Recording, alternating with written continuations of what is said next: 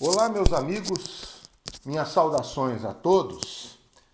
Neste vídeo eu abordo a parte 11 do tema falência, em que, com relação ao decreto de falência, nós vamos tratar da ineficácia e da revogação de atos pré-falimentares. Essa matéria, do ponto de vista normativo, ela está tratada entre os artigos 129 e 138 da Lei 11.101. Então eu começo falando primeiramente nos atos pré-falimentares ineficazes. E quando a gente fala em atos pré-falimentares ineficazes, nós estamos falando daqueles atos que, para terem a sua ineficácia reconhecida, independem de qualquer conluio ou intenção de fraudar credores. A ineficácia, a gente vai ver no decorrer deste vídeo, a ineficácia de um ato pré-falimentar, ela não leva em consideração se houve ou não houve algum tipo de fraude no sentido de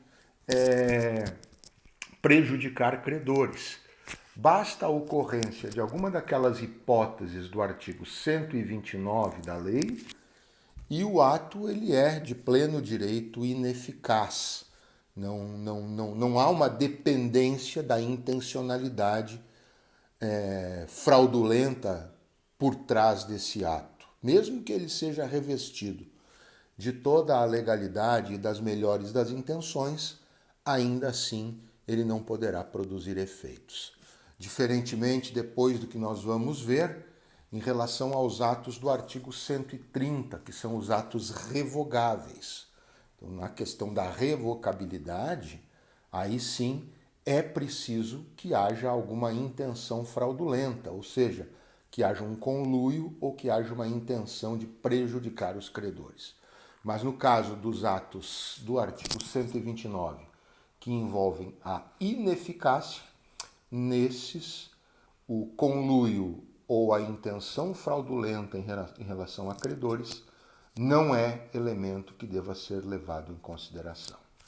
Então, quais são os atos ineficazes que não podem produzir efeitos previstos no artigo 129 da Lei de Recuperação e Falência? Primeiro, o pagamento de dívidas não vencidas, isso está no inciso 1, o pagamento de dívidas não vencidas realizadas dentro do termo legal, seja pelo desconto do próprio título, seja por qualquer outro meio extintivo do crédito. Nós já vimos, quando tratamos do artigo 99, inciso 2, que o termo legal ele tem que ser fixado, o termo legal da falência, termo legal é o tempo que o efeito da decretação da falência vai gerar para trás, de forma retroativa. Que prazo de atos praticados pelo devedor da falência para trás é que serão alcançados pelos efeitos ou por parte dos efeitos da falência. Isso é o que a gente chama de termo legal.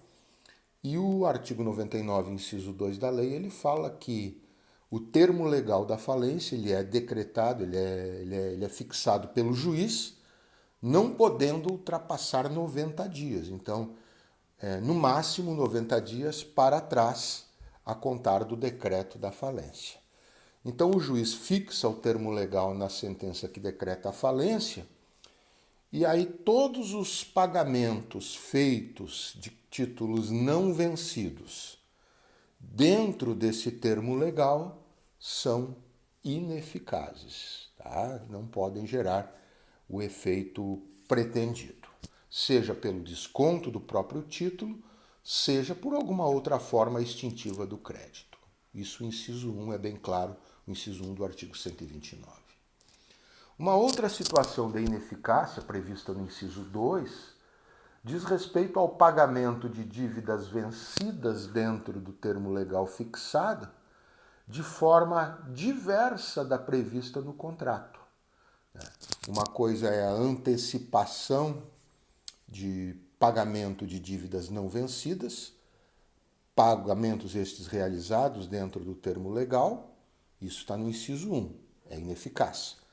E o inciso 2 prevê o pagamento de dívidas vencidas dentro do termo legal fixado, porém de forma diferente, de forma diversa daquela que estava estabelecida no contrato, a forma de pagamento. Então, também nestas hipóteses de pagamento de dívidas, mesmo que vencidas, mas de forma diversa daquela que foi estabelecida no contrato, também gerarão a ineficácia deste pagamento. Inciso 2.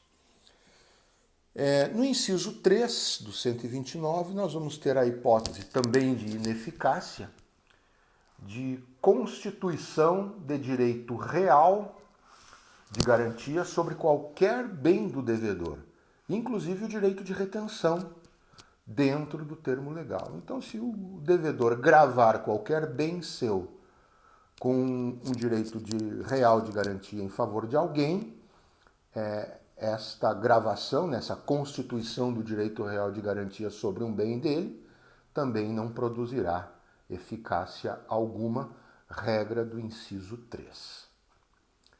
Ainda, agora no inciso 4, a prática de atos a título gratuito, uma doação, por exemplo, feita desde a prática do ato, feita desde 2 anos antes da decretação da falência. Vejam que para esse efeito nós não ficamos restritos ao termo legal. Todos os tipos de entrega que foram feitas a título gratuito, né? Qualquer celebração a título gratuito em que o devedor se comprometeu a entregar e entregou alguma coisa a título gratuito dentro de 2 anos antes do decreto da falência, também será um ato jurídico ineficaz. Tá? Inciso 4 do artigo 129. Nesse prazo de 2 anos também anteriores à falência, se o devedor tiver renunciado à herança ou a legado, né? Então essa renúncia à herança ou ao legado, com base no inciso 5, ela também não produz eficácia, ela é ineficaz. Com base no inciso 6, nós temos ainda a venda ou transferência de estabelecimento feita sem o consentimento expresso ou o pagamento de todos os credores existentes à época do ato e sem restar bens suficientes para solver o passivo do devedor. E aí tem um detalhe: desde que tenham os credores apresentado oposição à venda no prazo de 30 dias após a notificação, que pode ser judicial ou extrajudicial, sobre a venda ou transferência realizada. Isso está no inciso 6. O que significa, então? A venda que o devedor fez, ou a transferência de algum de seus estabelecimentos, né, que ela tenha sido feita sem o consentimento expresso dos credores ou sem que restasse à época da venda bens suficientes para fazer frente ao passivo, né, para quitar os débitos existentes à época em que essa transferência ou essa venda do estabelecimento foi procedida. Quando o devedor ele vende o bem, vende o estabelecimento, daí é preciso que seja feita uma notificação judicial ou extrajudicial dos seus credores, e esta notificação, então, a partir dela, os credores têm 30 dias para se insurgirem contra essa venda, né? Então, se eles não se insurgirem nos 30 dias, ela estará covalidada. Mas se tiver, então, havido alguma insurreição de credor contra essa venda no prazo dos 30 dias, depois esse credor vier a falir, ficando demonstrado que esse devedor vier a falir, ficando demonstrado que não houve, na época da transferência ou da venda desse estabelecimento, o resguardo de patrimônio suficiente para fazer frente ao passivo, então essa venda ou essa transferência do estabelecimento também será ineficaz. Isso está no inciso 6 do artigo 129. O inciso 7, também determinando a ineficácia, ele prevê os registros de direitos reais realizados após a decretação da falência, exceto se tiver havido pré-notação anterior em relação à constituição desses direitos reais. Claro, estamos falando aqui de direitos reais sobre o patrimônio do devedor. Então, a constituição o registro lá no cartório respectivo de algum direito real sobre o patrimônio do devedor feito depois da falência. O registro feito depois da falência, né?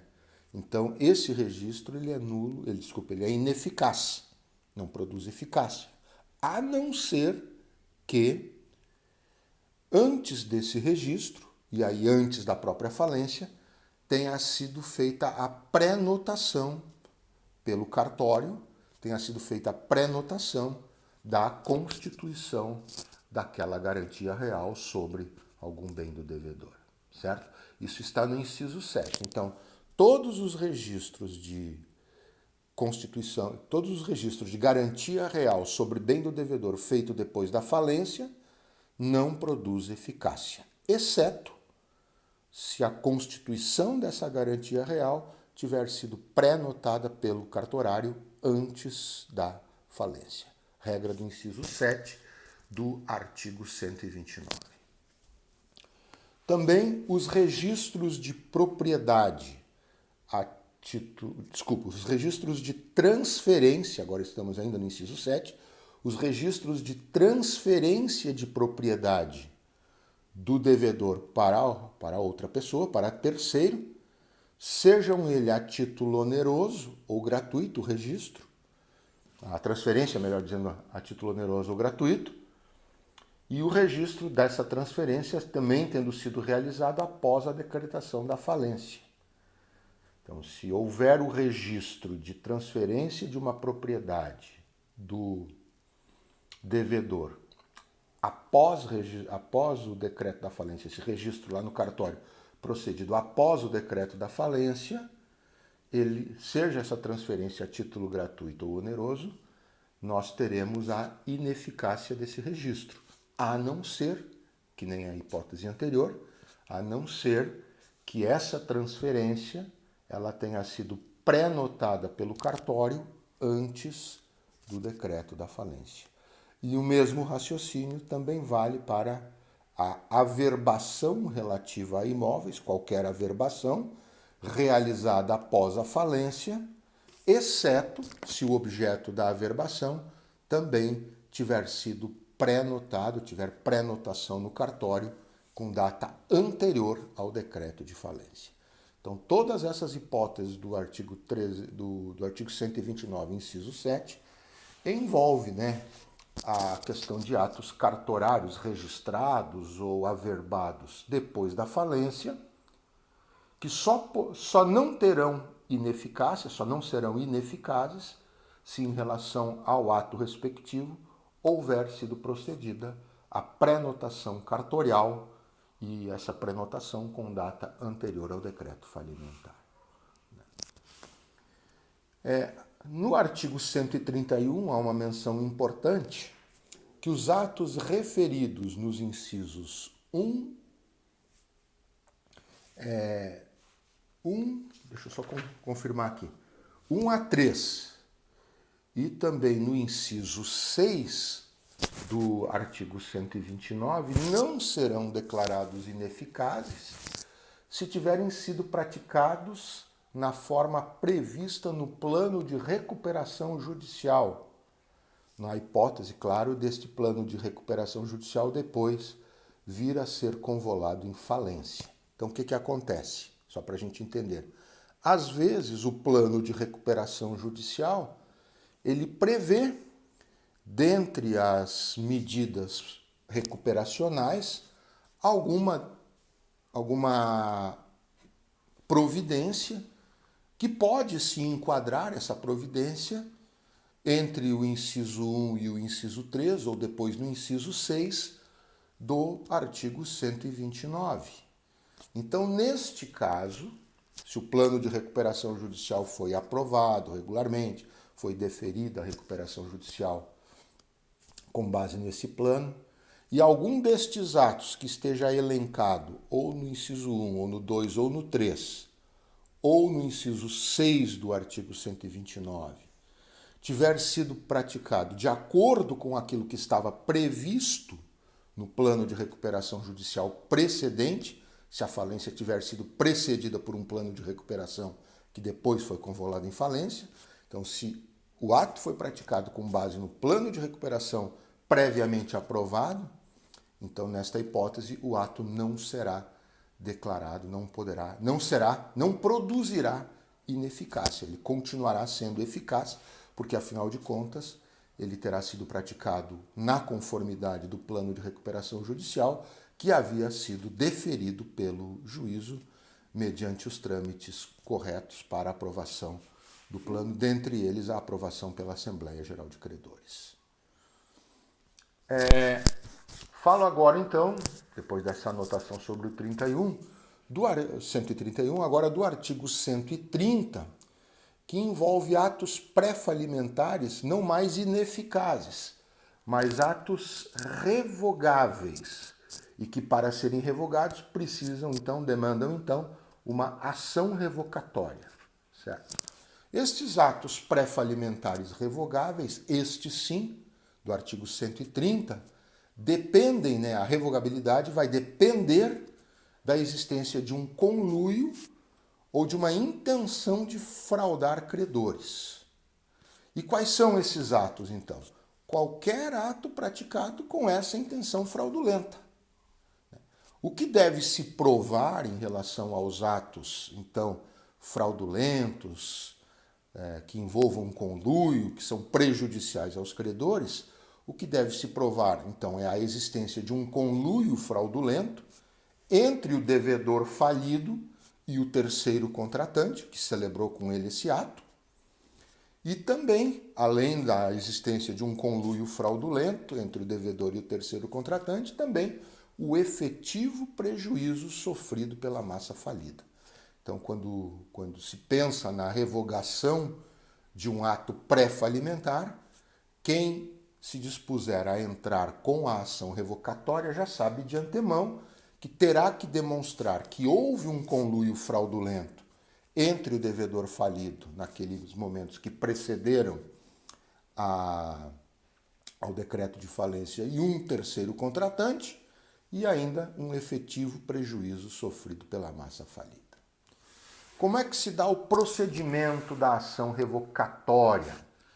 Que é uma matéria que está situada a partir do artigo 132 da Lei 11.101. Primeiro, a causa de pedir, a causa de pedir, que é a justificação para se ingressar com a ação, ela tem que envolver exatamente essa alegação de conluio ou essa alegação de prática fraudulenta que acabou prejudicando os credores, com base lá no artigo 130. Isso está previsto, essa causa petendi, ela está prevista no 132, que se reporta, no caso, as hipóteses ou a hipótese do artigo 130. Então, o agente, na causa de pedir, ele tem que dizer, olha, tal ato que eu estou pretendendo a revogação é um ato que foi praticado de forma fraudulenta, decorreu de um conluio que teve por objetivo prejudicar os credores, como de fato prejudicou, acarretando uma diminuição do ativo que vai compor a massa falida. Então, primeiro item então da questão da ação revocatória é que a causa de pedir é exatamente alguma motivação calcada no artigo 130. A legitimação ativa, quem é que pode entrar com essa ação revocatória para revogar esse ato pré-falimentar fraudulento? O administrador judicial, qualquer credor ou o Ministério Público, regra do artigo 132. E os legitimados passivos são todos os que figurarem no ato que se tenta revogar, todos os que figurarem nesse ato que se tenta revogar, ou que por efeito dele foram pagos, garantidos ou beneficiados de qualquer forma. Então, quem celebrou o ato, mas não apenas quem celebrou. Também outras pessoas que possam ter sido pagas, garantidas ou que tenham obtido benefício de qualquer forma em decorrência desse ato que se pretende a revogação. Também terceiros adquirentes de má-fé. E ainda os herdeiros ou legatários das pessoas mencionadas antes. Essa legitimação passiva, ela vai estar expressa no artigo 133, nos seus incisos de 1 a 3. A ação revocatória, ela deve ser proposta em 3 anos, no máximo, contados da decretação da falência. Então, o prazo para se propor a ação revocatória prescreve em 3 anos contados da decretação da falência, regra contida no artigo 132 também. Se vier a ser proposta a ação revocatória, ela segue o rito ordinário lá do Código de Processo Civil, com todos os detalhes do rito ordinário. E a sentença? Vamos tratar da sentença na ação revocatória. Processada, chegamos no momento final da sentença. Se a sentença for de procedência, ela vai revogar o ato, procedente revoga o ato, e determina o retorno dos bens à massa falida, com todos os acessórios desses bens, e se o bem por algum motivo não existir mais ou não for mais localizável, enfim, o seu valor de mercado e tudo isso acrescido de perdas e danos. Então, a ação de procedência, ou o bem volta, ou volta para a massa o seu valor, se o bem não puder mais voltar por qualquer motivo, tiver sido destruído, sumiu, desapareceu, então volta o valor correspondente ao seu bem, ao seu valor de mercado, e a isso ainda acrescidos perdas e danos se houver. Se a ação revocatória for julgada improcedente, quer dizer, se o juiz não se convencer que houve um conluio, que houve uma fraude contra os credores, então, nesse caso, evidente, a situação permanece como está. Não haverá o retorno do bem à massa falida. Da ação que julga da decisão que julga, da sentença que julga a ação revocatória, cabe recurso de apelação. Depois, o reconhecimento de ineficácia ou a procedência tanto na ineficácia quanto na procedência da ação revocatória, as partes então vão retornar ao estado de coisas anterior. Estou aqui falando de uma regra contida lá no artigo 136. O contratante de boa-fé, se estiver envolvido nessa questão da ineficácia ou numa revocatória procedente, o contratante que tiver contratado com o devedor lá atrás de boa-fé terá direito à restituição dos bens ou de valores entregues ao devedor, conforme o caso. Mas só o contratante de boa-fé, jamais o de má-fé. Tá? Então, se houver ali, nesse contexto todo de ineficácia ou de procedência de uma revocatória, algum contratante de boa-fé, esse tem direito à restituição de seus bens, regra do artigo 136. O 137 abre a possibilidade de, como uma medida preventiva em meio à ação revocatória, o juiz decretar o sequestro de bens em poder de terceiros. Então, se aquele ato que está sendo revogado, que se pretende que seja revogado, acarretar o fato de que existem bens decorrentes dele em poder de terceiros, o juiz pode, então, decretar o sequestro desses bens justamente para prevenir que esse terceiro se desfaça ou que, de alguma maneira, a massa falida possa ser prejudicada se esses bens permanecerem onde estiverem. Essa regra da possibilidade do sequestro, ela está prevista no artigo 137 da lei.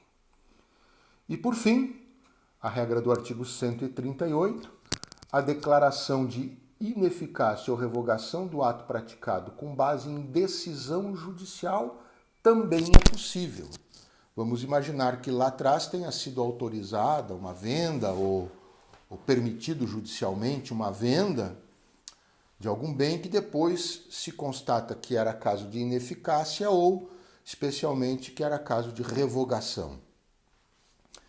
E agora se entra com a revogação justamente para revogar aquela venda que foi feita lá atrás com autorização judicial, ou mesmo nas hipóteses de ineficácia.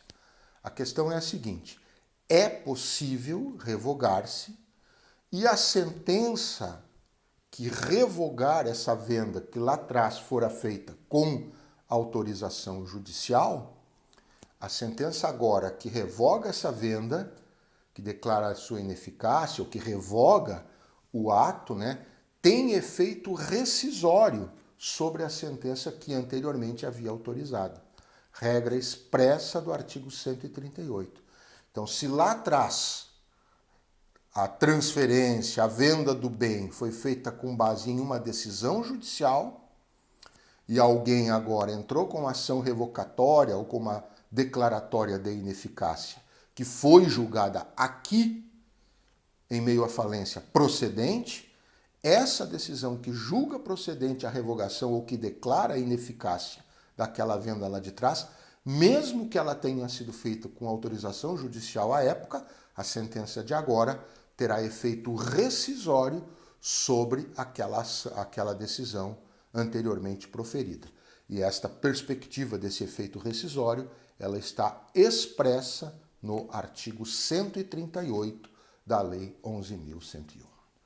Certo, meus caros? Estas, então, as principais anotações que eu marquei aqui, relativas à ineficácia e à revogação de atos pré-falimentares. Como eu frisei ao início, matéria que está entre os artigos 129 e 138 da Lei de Recuperação e Falência. Até o nosso próximo vídeo. Um abraço a todos.